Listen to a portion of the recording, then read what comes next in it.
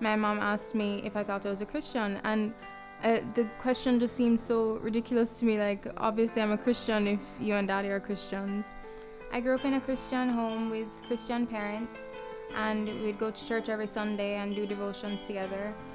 But it was when I was 6 years old that my mom asked me if I thought I was a Christian, and the question just seemed so ridiculous to me. Like, obviously I'm a Christian if you and Daddy are Christians, and I mean, I go to church every Sunday too, so that must mean that I'm a Christian too.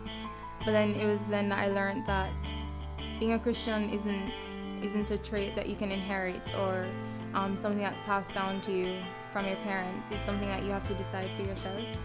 And I believe that growing up in a Christian home has really influenced me spiritually, because I've been able to watch my parents as examples of how to live a godly life, and I was brought up learning the morals and values of a Christian.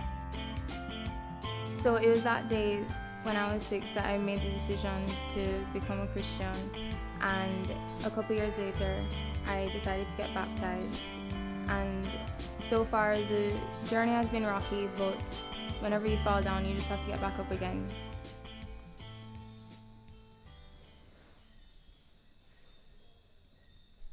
The meaning of wrath is like a strong anger or a deep resentment for somebody, and I felt that from my father. The arguments of all arguments happened, and my dad and my mom were in this huge fight, and I saw my mom like basically curling up on my dad, trying to hit her.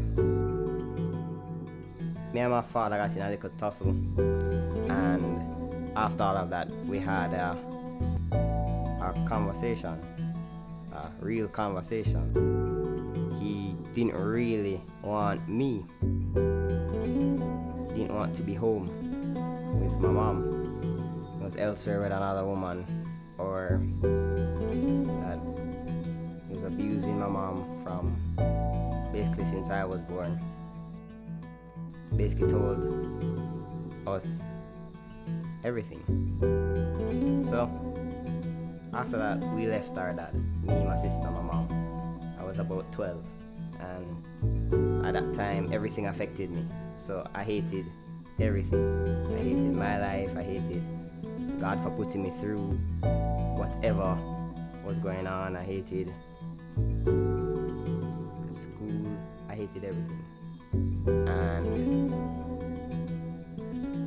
I just developed this different personality so that no other kid would pick up on me, my relationship with my dad, that I was hurting, that my family wasn't there. So I turned 15. I went to 14-15 camp, and counselor for the day was preaching, and one of the verses he used was Ephesians 6. It said, "Honor thy mother and thy father." And at first I was just like, how can God be telling me to honor my father after what had happened? Then it went down to, "The father, do not provoke your child to wrath." So I was just like, yeah, that's what my father did. He put me to wrath. I have all right to be angry. I have this hold to just say, yo, it's my dad's fault. I don't have to honor him, and I don't have to listen to him. So I left camp, and I got new friends. I was blessed with different relationships. Their families were like a whole. It showed me a real man of God, and how he dealt with his household, and how he dealt with his wife, his kids, his everything. God took my father away and gave me and replaced him with another example of a father, to say, this is how I want it to be. But everything I've done against God, are the lusting, the stealing, the lies, the sex, the every single thing that I've worked against God. And yet I can't forgive my father for what he has done for me.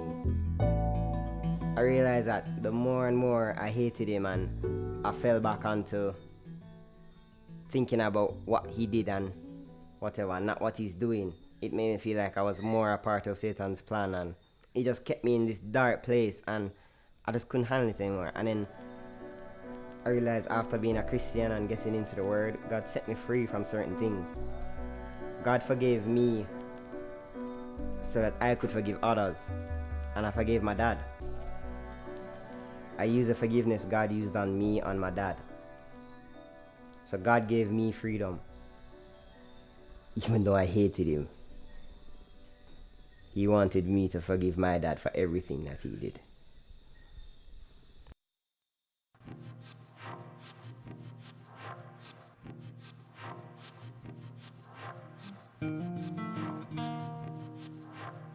People would shout my name and scream my name, and I would love that.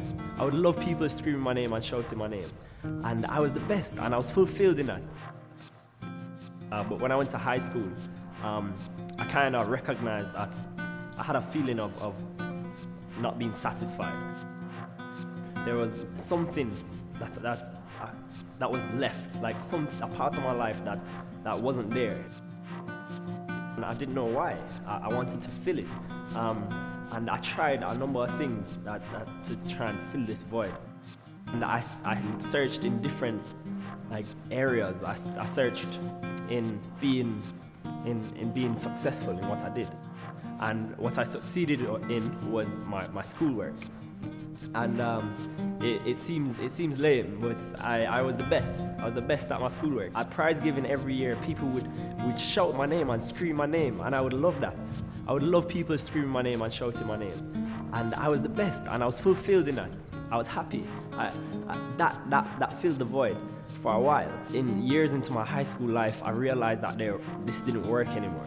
This pride and this being glorified did not work anymore. It did not fulfill me anymore. I found a youth group, started going to this youth group, and I was amazed by the love that the people had for me there. I didn't understand it. I wanted to know more. I just didn't know why these people loved me so much. I hardly even knew them.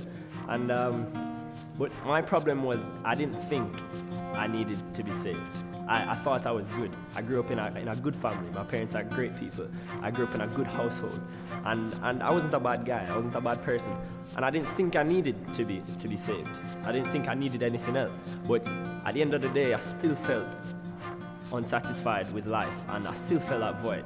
And what I didn't understand was that God didn't want to save me as an English youth living in Jamaica. He wanted to save me as a sinner. Like, God saves sinners. He doesn't look at what you were before. He doesn't look at how much you've lied or how much you've cheated or what kind of household you come from. And that's what I had to understand. I had to understand that I was a sinner, and God didn't save me from anything else except that. I wanted to make that right, and I became a Christian. And the love that I experienced when I first met these people in the church and in the youth group, I started to embrace that, and that's what really changed my life. The love that I experienced from friends and from adults and from people in the church and from people that I met really just changed me. And I wanted to be like that. I wanted to experience that more, and being redeemed from being a sinner and living a life in the joy of knowing that you don't have to worry about being a sinner anymore, that God does not see you as a sinner anymore. He sees you as his precious child.